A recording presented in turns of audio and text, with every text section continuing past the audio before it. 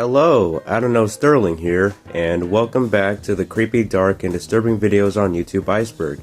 We are now on tier 4, and I consider this to be a solid milestone for my small journey, and I appreciate those who joined in on the ride with me. You all inspire me to keep going. Tier 4 will have entries that will probably be a bit more crazier than some of the other ones in tier 3, and it's getting to the point where I sort of worry about YouTube potentially striking me down at any time, especially with one of the entries in this tier in particular, which you'll see very soon. Anyways, before we start, I want to mention that I am thinking of combining the final two tiers into one video, since the entries contained within them will be more obscure and less informed. And also because I don't want to make two separate videos on two entries that probably won't even have that much information surrounding them. I also have a bonus entry by the end of this video in order to make up for that duplicate entry on tier 2, which you'll see very soon. But without further ado, let's pick up back where we left off and begin tier 4.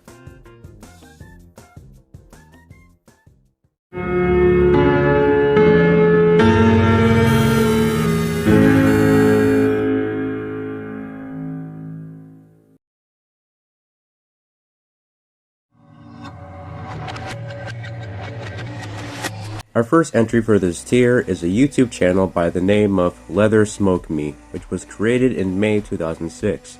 And holy crap, these videos are 20 years old now. As you can already tell, this channel features a man who goes by the name of Dave, showcasing him smoking a plethora of cigarettes, cigars, and other nicotine products. He would also post videos of himself wearing gas masks while lighting the cigarettes and breathing them in through the mask. This is not really something that is very safe to do, as this can be very bad for your lungs. What's crazy is that he would also do it through his nostrils, multiple in his mouth, and so on and so forth.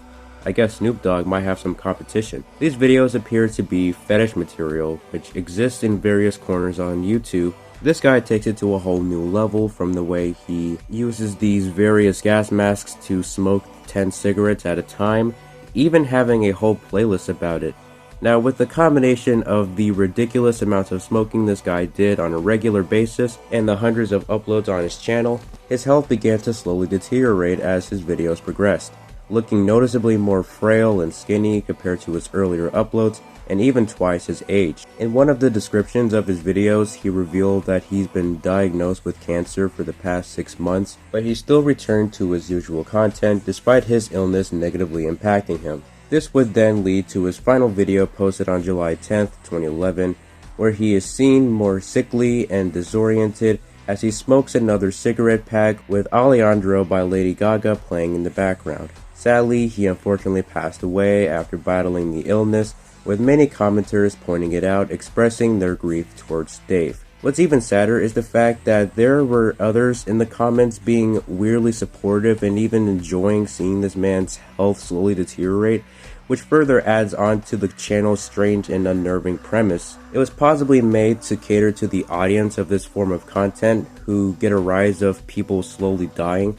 which Dave seems to take pleasure in himself. It's an overall sad and haunting case on the internet that serves as a general PSA to never go overboard with smoking or nicotine products, or to stay away from smoke products altogether. Rest in peace to Dave.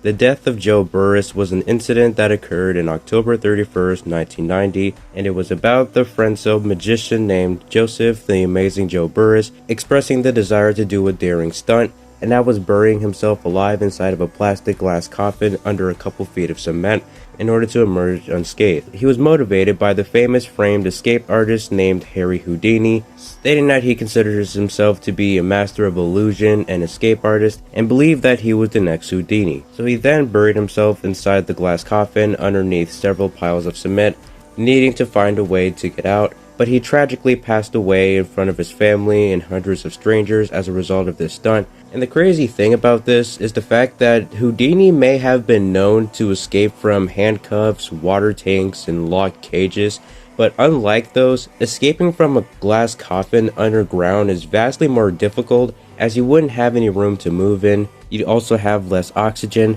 and the amount of cement can cause a lot of weight to make the coffin collapse instantly, which would crush the occupant before they could even attempt to escape. Overall, this is a cautionary tale to not try this stunt, as it's a more difficult and risky task to attempt, even as an escape artist. Rest in peace to Joe Burrus. Can't sleep, clown will eat me. Can't sleep, clown will eat me. Can't sleep, clown will eat me. Can't sleep, clown will eat. This video, titled Can't Sleep, Clown Will Eat Me, is a video posted by Frogs in June of 2007, and it just features a hyper-realistic Bart image with an edited face filter repeatedly say, "Can't sleep, clown will eat me," which is sourced from the season 4 Simpsons episode, Lisa's First Words. And I honestly don't have a whole lot to say about it, as it sort of speaks for itself as a well-known meme and uncanny internet oddity. However, what I want to mention is that a screamer of this video titled "Can't Sleep, Clown Will Eat Bart" was originally uploaded to VK in 2010 and then re-uploaded onto YouTube in 2015, but has since been taken down. It pretty much features the same clip for the most part, but up until the 17-second mark, some scary and disturbing images suddenly pop up, followed by a loud screaming noise and red flashes. Pretty standard screamer, all things considered, but other than that, nothing much else to say about this one, so moving on. Laughing Sailor is a video posted by Terrapin Joe in 2008, and is pretty much the only video that exists on their entire channel. It shows 5 mechanical sailors laughing rather obnoxiously, which honestly kind of resembles Kevin Hart's laugh.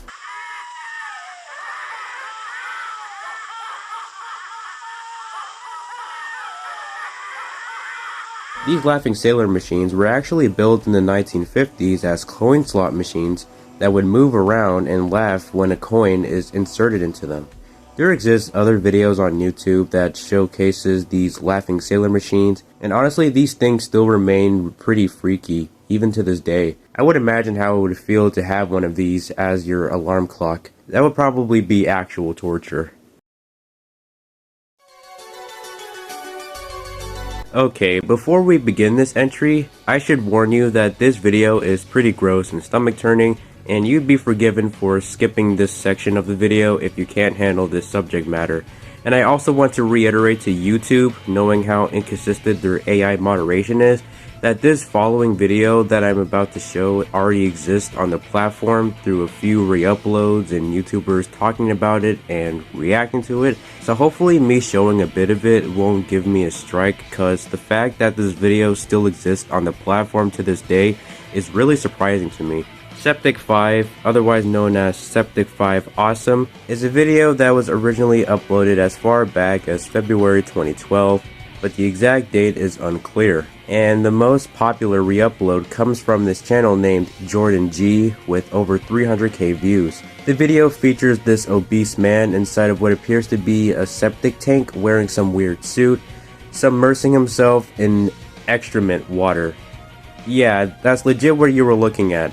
This guy swims around the feces water for 2 whole minutes, and even at one point dives his entire head under it and splashes it on his face as well. It's pretty gross and definitely not for someone with a weak stomach.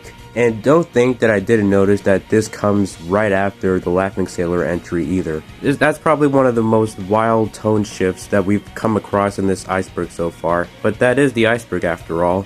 This video actually gained a bit of notoriety after a YouTuber named Wang made a video bringing attention to it, as well as Papa Meat, aka Meat Canyon, covering it as well. Many commenters express how this guy is enjoying himself and how he's living his dream, which, yeah, they aren't wrong about that. You know, the more I think about it, the more I question that if this stuff is common out there. Like, I wonder if there's other videos of people going into septic tanks and recording it to publish it onto YouTube. Honestly, I don't really want to know.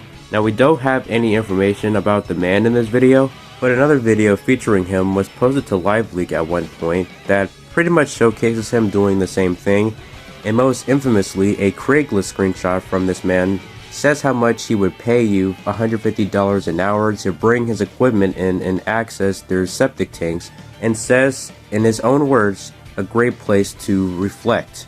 I'm not sure what he means by reflect. I assume he means meditating. but I honestly can't imagine meditating in this thing, unless if it was a hot tub or something, which is probably how it feels for this guy, but hey, I guess everyone has their own way of relaxing. Whatever the case, this still remains as one of the most grossest, mysterious videos on YouTube. That is both bizarre and comical at the same time. Guy eaten by pack of lions is unfortunately what the title suggests, and I can't really show any footage of it here, but I'll show some screenshots. The video shows a group of people taking pictures of wild animals from inside their vehicle, and it takes place in Wallace Natural Park in Angola, which is known for its common inhabited wildlife and a popular spot for tourists. And we see a bunch of people recording and taking pictures of the animals from their cars until one man by the name of Pid Dernitz, I don't know if I'm pronouncing that right, steps out of his vehicle to get a closer shot of the family of lions, when all of a sudden another lion comes out of nowhere and begins attacking the man, followed by the other lions joining in. The family can be seen looking visibly distressed and frightened, and the man later passed away soon after, with one of the lions taking his video camera, and a rescue team then shows up to bring the family to a safer place after the incident. This footage sparked a ton of views on YouTube, with many in the comments expressing how disturbing the clip was and how they felt sorry for the family. However, over time, this video is considered by many to be staged and fabricated, and what the original video doesn't mention is that this clip comes from the Indian Mondo documentary film called Savage Man, Savage Beast, created in 1975. This film relied off of sensationalism by combining real-life footage with scripted or recreated death scenes. They, however, received controversy for the inclusion of the scene, which led to it being censored in a few countries, including its use of animal cruelty, and for depicting mercenaries hunting for Amazon natives. There are many possible theories as to why this footage is fake, because for one, there weren't any news articles made about it. The Wallace National Park doesn't seem to be a real location besides Wallace Island, and the people in the crowd, as well as the people filming, don't really make an attempt to help with the situation. In many scenarios, no matter how dire the situation is, many would still attempt to scare the lions away by beeping the horn. Like if this were an actual piece of footage of a man being mauled by lions, then the crowd of people, including the people recording, would have stopped immediately to aid the situation. Also, the way they just zoom in on the worried family while this was happening also makes this a bit suspicious, because heck, even the people involved with the film says that this incident was genuine. But due to the lack of evidence surrounding it, this whole thing can't be 100% proven or disproven. So I'll leave it up to you if you believe this clip is fact or fiction, as to this day, this still remains as an unsolved mystery.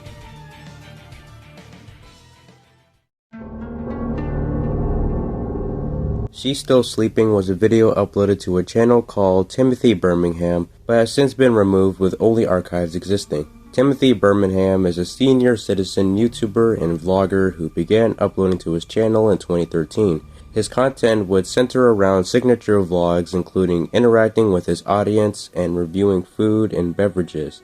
His channel is pretty wholesome, as he's been documenting his daily life on the platform and managed to build a loyal audience, gaining some publicity with him being featured in a PewDiePie video, and even Creekcraft replied to his most viewed video, which was about Timothy responding to a negative comment left by a person named Annie Johnson. From there, his channel gained over 140k subscribers. However, things took a disturbing turn when he posted a video titled She's Still Sleeping, and in it he describes how his wife, named Penny, was still sleeping in at around 12 o'clock in the afternoon. He sort of brushes it off as her just being very tired that day, and later shouts out his, at the time, new subscribers. It would soon turn out that she had actually passed away, which was revealed in his follow-up video titled So Lost Without Her, which was made to commemorate her after her passing. There were some who were criticizing him for leaving the video up. It's since been privated from his channel. His fans then shared their condolences to Timothy after Penny's passing, and he still continues to upload to this day, with his latest video being 7 days old as of writing the script. And my heart goes out to Timothy after this whole event. May she rest in peace. On December 29th, 2019, a shooting occurred at the West Freeway Church, which was captured during a live stream while the church was having a Sunday service. A gunman suddenly started firing shots at the crowd, which sadly took the lives of 2 church members before the suspect was immediately shot soon after the incident began, killing him in the process. The suspect was identified as 43-year-old Keith Thomas. Apparently he wore a fake beard and a hat, briefly speaking to Anton Wallace as he then took out a shotgun. Both the churchgoers, Richard White and Jack Wilson, both drew their pistols, but Kinnunen opened fire, taking the life of Richard. Then he proceeds to fire at the crowd before being shot dead by Wilson. It was quite the traumatic event for the church members over there, and the situation is a scary case of an unexpected shooting that sadly resulted in the loss of 2 people. This entry was rather a short one, but it's still pretty crazy stuff. On January 22nd, 2016, popular gaming YouTuber Markiplier published a playthrough to a horror game called The Hospital, which centers around you playing as a drug addict who breaks into an abandoned hospital to look for narcotics, but soon encounters the horrifying supernatural reasons on why the facility was suddenly abandoned. During Mark's gameplay of this horror game, some occasional jump scares with accompanying disturbing images pop up, but some of these, however, turned out to be actual uncensored graphic imagery within the game. Yeah, it's straight up some sad Satan type stuff. Mark received a bit of backlash after this came to light, even though he had no idea about them being actual graphic images. The clip saw some attention after some users posted it on Twitter and other places out of shock value, which kind of seems unfair from the fact that this playthrough was up for years, and it's strange that people only decided to call him out for this after the amount of time it was already up. But either way, Mark has since deleted the playthrough from his channel after being made aware of this, but re-uploads still remain online, but do watch at your own discretion. Mohn's militia call to arm for American patriots was a 14-minute video uploaded by Justin Mohn in January 2024. And this entry is quite a messed up one. In this video, 32-year-old Justin Mohn holds up the severed head of his father, who he, prior to this video, shot and decapitated him at their Levittown, Pennsylvania home. He then proceeds to read some manifesto in the form of a script, referring to himself as a militia leader, calling his father a traitor to the country due to him being a federal employee for 20 years, and even threatens multiple federal agencies, name-dropping the at the time President Joe Biden, and dunks on the Biden administration, the BLM, and the LGBTQ groups. Mohn even went as far to issue bounties on government officials, including the Attorney General and FBI director, even providing the name and address of the U.S. District Court judge. The video was immediately taken off YouTube for violating its terms of service, but after the murder, Mohn then stole his father's vehicle to drive 100 miles to Fort Indian Town Gap, breaking through a barricade, climbed up the fence, but was then arrested at the secure military base, while he was equipped with a loaded 9mm handgun, a USB drive containing explosive making instructions, and camping gear. His intentions of doing so was apparently to mobilize the National Guard to fight the federal government. Soon after his arrest, his history was then investigated, revealing that he had planned this act for at least 5 years, and even coming across the disturbing video he posted to YouTube as well. He mentions how he believed that the federal government had betrayed America and something needed to be done to take our country back. However, though, because of his disdain towards the federal government, he took the life of his father after feeling betrayed of the fact that he worked for them for 20 years. Yeah, this guy was clearly deranged, especially from the way he conducted this act of violence towards his father in a harrowing manner. Mohn was then convicted with first-degree murder, including terrorism, and was sentenced to consecutive life sentences in prison without any chances of parole. This overall event remains as a tragic and sinister case of one's own disdain for the government led to the loss of a family member just for the sake of declaring martial law to the United States government. I'm not really into politics myself, but this still remains as a tragic situation all around.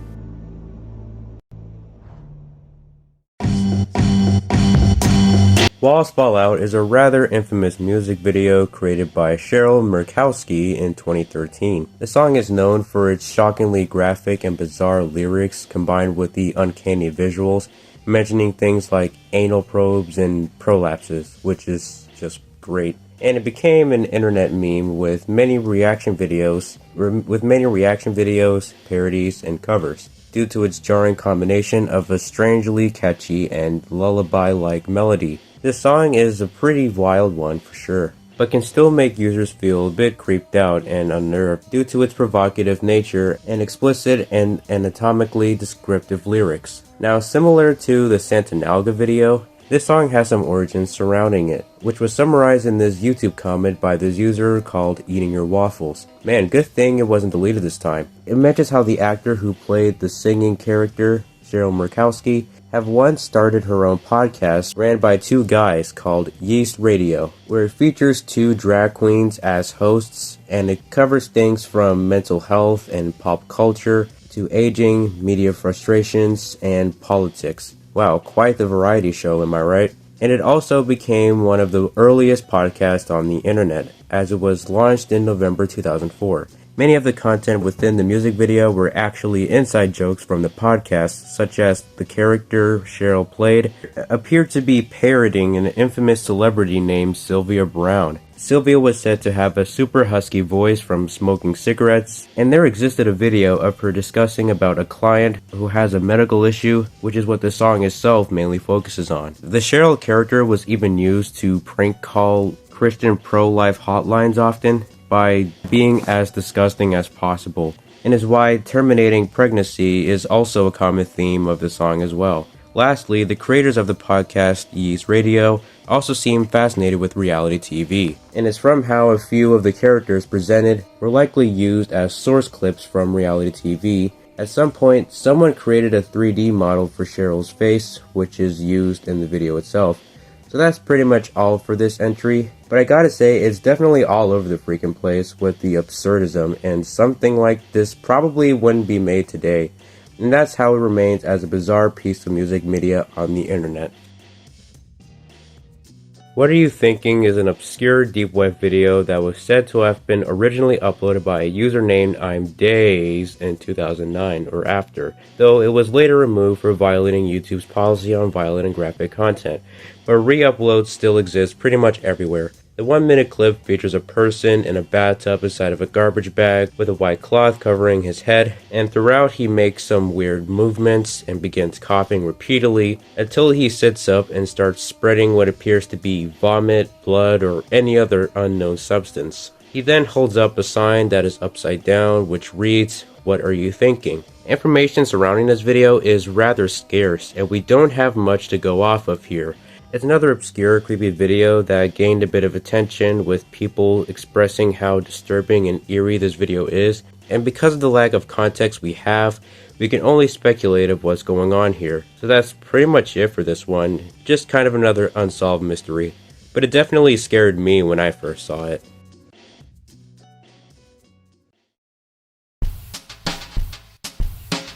John Duncan's blind date is an entry that isn't super related to YouTube, but it refers to a video uploaded in January 2012 to a channel that I can't really say the name of, but the video features a narrator talking about the controversial performance art piece and audio recording by the American experimental artist named John Duncan, which was centered around self-punishment and an exploration of object masculinity. It consisted of Duncan engaging in sexual intercourse with a female corpse, and immediately followed by a vasectomy afterwards.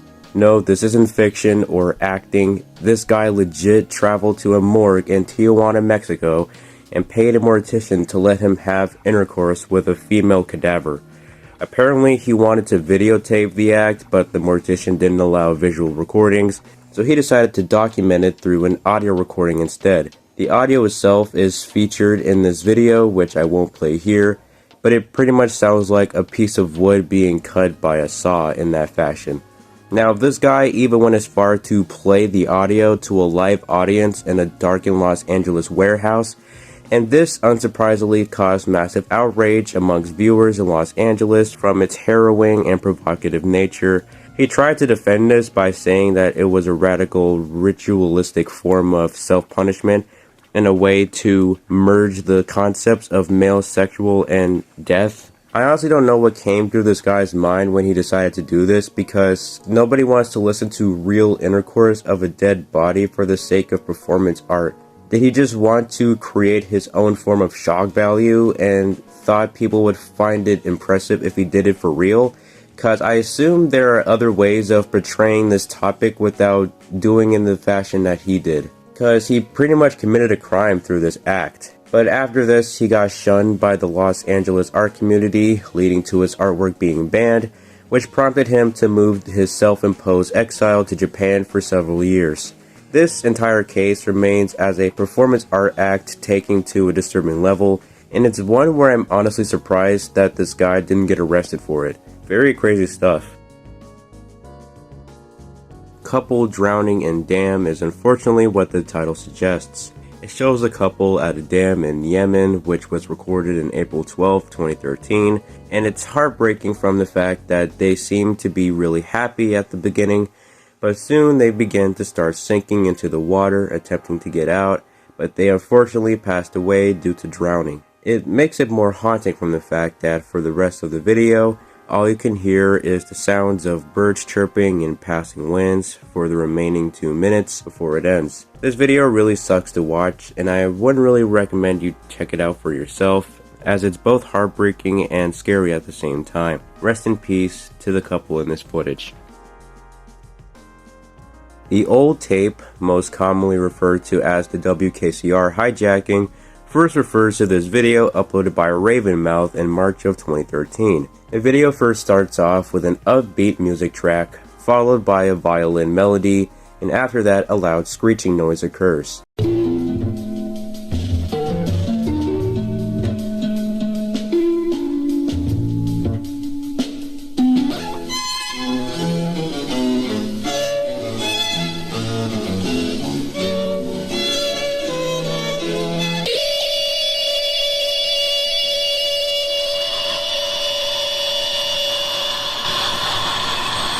Then, after a few minutes, a random voice starts repeatedly saying 9 names. 1988, John Vernon, son of John Senior Maryland, brother of Captain Chris, at the front of the December 21st, 1988, Barry Valentino, son of Barry Senior Jean, brother of Scott, Mark, and Lisa Ann's friend, my friend. February 1985, Frank Oppenheimer, brother of Robert Hilton, Jackie Emily, father of Michael, our friend. In 1987, Henrietta Gray. Before the broadcast seemingly returns back to normal. New York, 89.9 on your dial. Colombian music is running a little late. It will be starting in a few minutes. Now, this audio creeped out many users on YouTube, with some feeling unnerved by the creepy violin music and the ominous voices and whispers. But for more context about this audio, we first need to analyze this 4chan post on the X Paranormal board, where an anonymous user makes a post detailing how back in 1994 through 1995, he used to stay up late at night in his room listening to the radio on a boombox with an integrated tape recorder inside. He would occasionally dial the stations, and when he heard something interesting, he would hit record and move on, but soon realized that he captured something truly unnerving. He initially kept it in the back of his desk drawer for the past 16 years, until he finally decided to upload it through a Pico song link and then onto YouTube. Some reactions to the post was met with some skepticism, and from others who believed this to be an actual radio broadcast hijacking. The poster even made a post on r/nosleep, detailing mainly the same story from the 4chan thread, except at the very end of the post that he said that he swears it's true. At this rate, you would assume that this is just another run-of-the-mill creepypasta started by some anonymous user on 4chan, but thanks to Scare Theater's video diving into the mystery, this actually reveals more information about the story that surprisingly proved his authenticity. For starters, when he contacted Ravenmouth through email, he asked about the mysterious violin that could be heard in the tape, and thought that he would admit that this whole story was made up, after it's already been several years since the OG post was made. But shockingly, they still remain adamant that their experience was legit and that they actually recorded the audio when they were a teenager. But it's still unsure of where the violin tune came from, since they made the post because they were curious about where it comes from. And it was from there that raised more doubt to his alleged experience. But when WKCR themselves was contacted, they stated that as far as they were aware, this actually took place within the WKCR airwaves, but stated that the possibility of it being a hijacking were unlikely. So this turned out to be an actual broadcast that took place in the WKCR airwaves on the radio that this user happened to capture, coupled with the fact that WKCR is a college radio station where students from there have been known to play silly stuff from the school's radio in order to screw with people, and that is what most likely happened during the particular broadcast that was eventually posted online, which is quite a surprising turn of events for that matter. Now lastly, I'd like to quickly bring up some interesting things about the audio, including where some of it originates from. For example, from the 9 names that were listed in the video, only 5 of them were identified, being individuals who passed away in the 1980s, and the track that plays in the beginning is a section from the song called Dipping the Biscuits in the Soup by Billy Cobham, and the violin melody was eventually identified as the Golden Sonata by Henry Purcell, and they pretty much sound like this.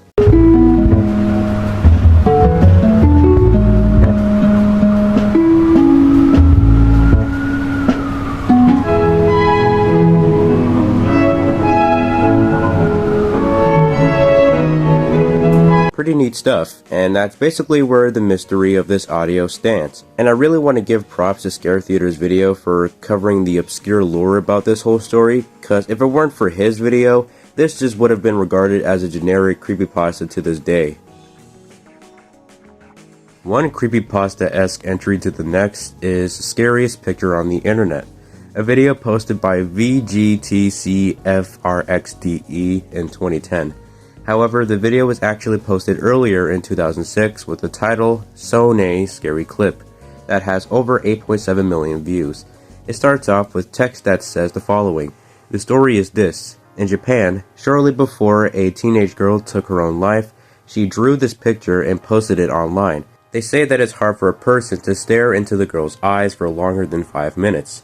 There are reports that people have taken their own lives after doing so. People say the picture changes.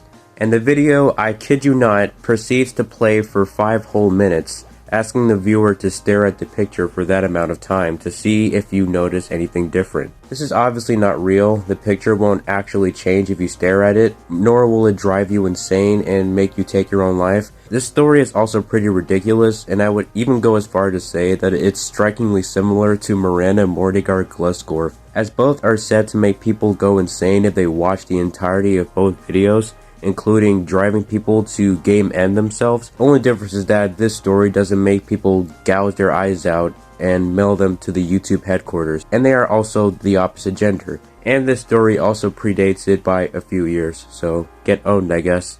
There are people in the comments saying that the girl's expression in the picture actually changes if you stare at it, but in reality it's just an illusion from the brain. But where the picture comes from, you may ask, is that it was originally created by an artist named Robert Chang, and the title of the painting is called The Melancholic Princess, also known as Princess Rue, showcasing the original image of the painting, including an alternative version showing her wearing some jewelry. On his website, etherreality.info, dating as far back as 2005, he explains how this character is part of a sci-fi fantasy screenplay he's been writing titled Tellurian Sky, and is also said to be the last casual portrait that was done of her before she inherited the throne. So I guess whoever created the myth took this piece of info from the website and decided to make their own twist to it. Chang also mentions that he acknowledged the amount of emails he's been receiving, that his painting was cursed in this urban legend, and he calls the people who believed it gullible, and I have to sort of agree. It's still unknown on where the urban legend came from, because Chang posted a blog post which was made a few weeks before the first upload of the myth was on YouTube, and says how he believes it came from China since the emails he was receiving seem to have predated the YouTube upload. The page he links was another post of the urban legend that was made on the same day of his blog, so it still remains unknown as to where the urban legend came from. This overall thing stands as an artist having their artwork used for some internet creepypasta. It sort of reminds me of the Hey Yeah Yeah music video actually being stolen by the original owners thanks to a re-upload, and when they tried to reclaim their work by copyright striking the upload, they got accused of stealing something that they created. Pretty wild stuff. Video Dating Tape, not to be confused with the David Firth animation of the same name, was a video that was uploaded, and there's no way that 2017 was 9 years ago. I feel like a freaking fossil, guys. Anyways, the uploader, Balaclavagirl95, says that she found this in a VCR she got at a car booth sale, and the video introduces us to a guy named Tony, who is 36 years old, an entrepreneur businessman, and part-time adventurer, and he expresses the desire to look for a female to share the luxury with him. However, the video gets occasionally interrupted with a shot of a building from the outside, and Tony occasionally stops himself as the sound of some distressed woman can be heard in the background, where he is then seen getting up to stop the recording. And he even shouts at the woman heard off screen, which a Toys R Us ad then plays soon after.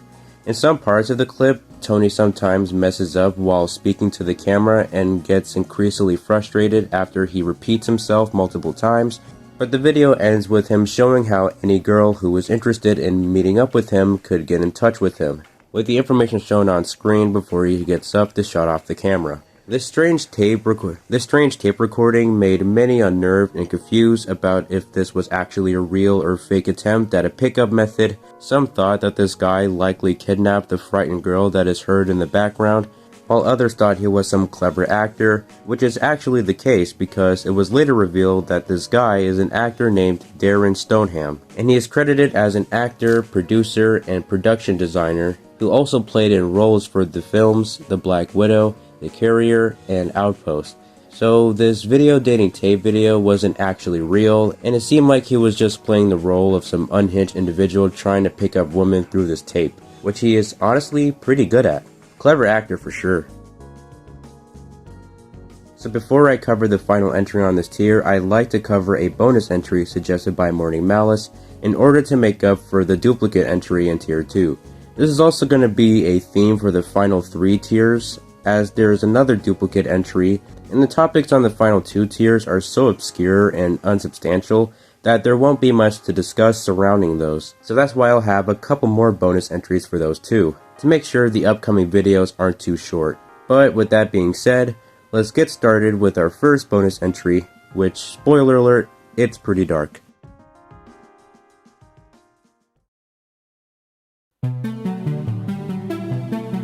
Mateus Jose Santos Cordeiro, better known as MadBit2006, was a former Brazilian gaming YouTuber and former developer of the Friday Night Funkin' mod called Live and Funkin', which also had a YouTube channel. Mateus was born in the small Brazilian town of Bossa Nova, and his channel only has 2 videos, one being gameplay of Super Mario 64, and the other being gameplay of Castlevania, The Symphony of the Night. However, the community posts he would make were more frequent than his uploads, and they centered around self-hatred, showing a sign that Mateus was going through a rough time.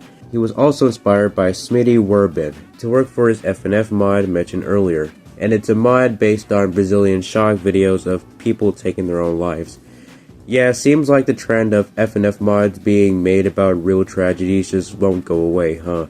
The project only had about 3 soundtracks uploaded to 3 separate channels, with the latter being cover videos like Lost Hope, Lost Escape, and Jan Lucis Suicide. Smitty Wurbin is a Brazilian YTP creator who met Mateus within the community, after which they became friends. Smitty would use this friendship to influence Mateus into watching various graphic videos, and he is also known for hacking the YTP Brazil wiki, where he would then end up taking the website down.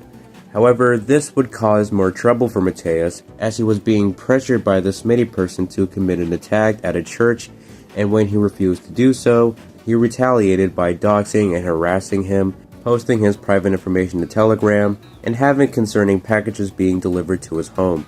This eventually culminated in April 30th of last year, where he took his own life live on stream after the amount of harassment he was receiving by this user, and later on his father walked in and is horrified by the shocking scene, and the stream was immediately removed off of YouTube soon after. Smitty would also proceed to share the broadcast to various shock content sites as the stream was occurring, and he would also make a series of videos that were said to be tributes and apparently featured a person pouring liquid into objects, whatever the heck that's supposed to mean. Now, months after his death, an investigation was held by Brazilian authorities, Then 7 months later, the Smitty person, including another associate, was arrested and could face up to 5 to 15 years in prison if convicted. Mateus's passing is still honored to this day through findagrave.com, where many continue to share their condolences to this day. This case is one of the other tragic events that occurred on YouTube,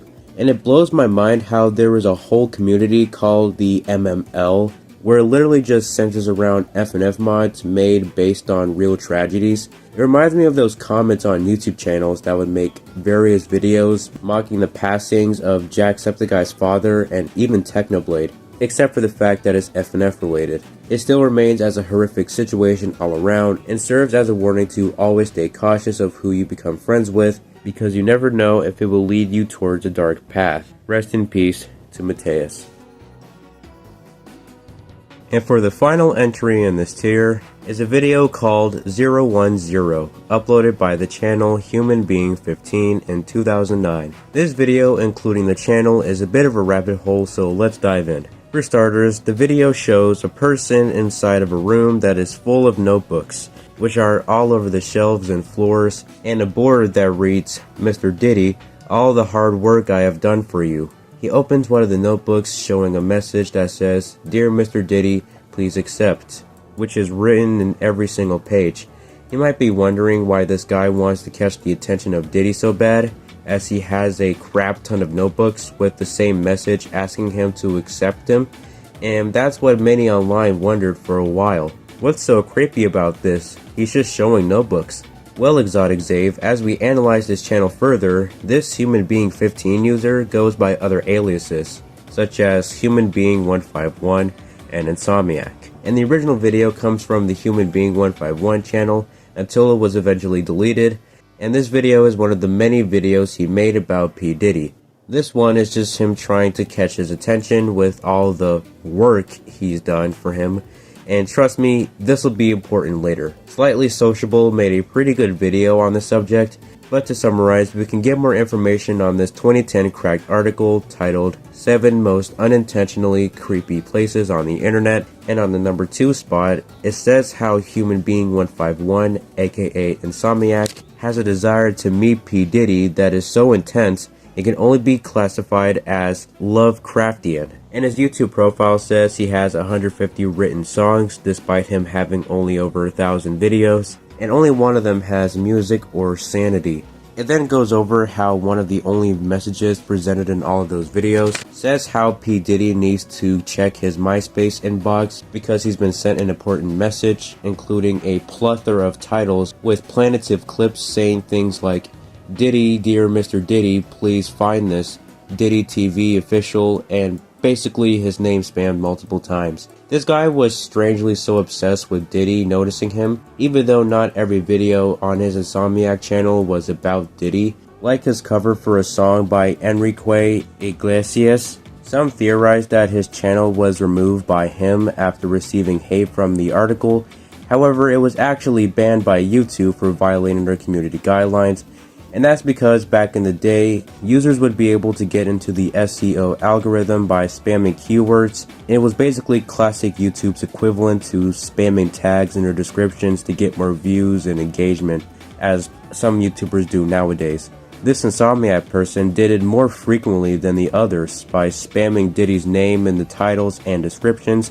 Like, wow, he was truly dedicated to the bit. Now, if you search Human Being 151, it will lead you to a 4chan thread, where some later found that he owns 2 alternative channels, first being a channel named Anil John, which has over 1,000 videos, all being the same 9-second clips of some song, but his bio leads to a Flickr page called Anil Reel, which contains what appears to be pictures of himself doing things like flexing. This becomes more strange when we analyze the other channel that was linked called Jessica Hain, where this person seems to have a strange obsession with this guy, making several tribute videos dedicated towards him.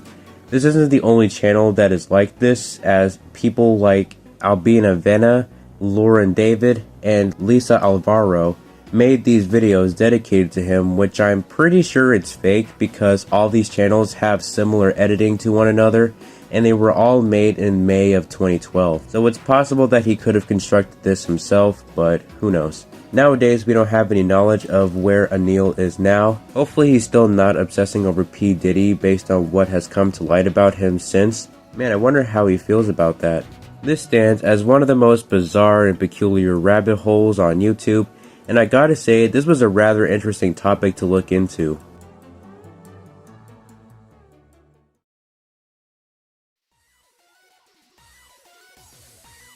And that wraps up tier 4 of the creepy, dark, and disturbing videos on YouTube, Iceberg. And man, this tier was definitely something. I thought tier 3 was weirder, but tier 4 definitely takes the freaking cake for having a lot of bizarre entries. So I want to thank you for watching this video and the previous ones. It's crazy to see that we are already approaching the end of this Iceberg. I'm thinking about combining the last 3 tiers into one video, or just combining the final 2 tiers on their own separate videos, since I have a lot more bonus entries to make up for the short ones, including duplicates. But I'd like to hear what you guys think I should do in the comments. So with that being said, thank you all so much for watching, and as usual, don't forget to like and subscribe if you'd like to see more. And I'll see you next time as we cover the final tiers next time. Take care, folks.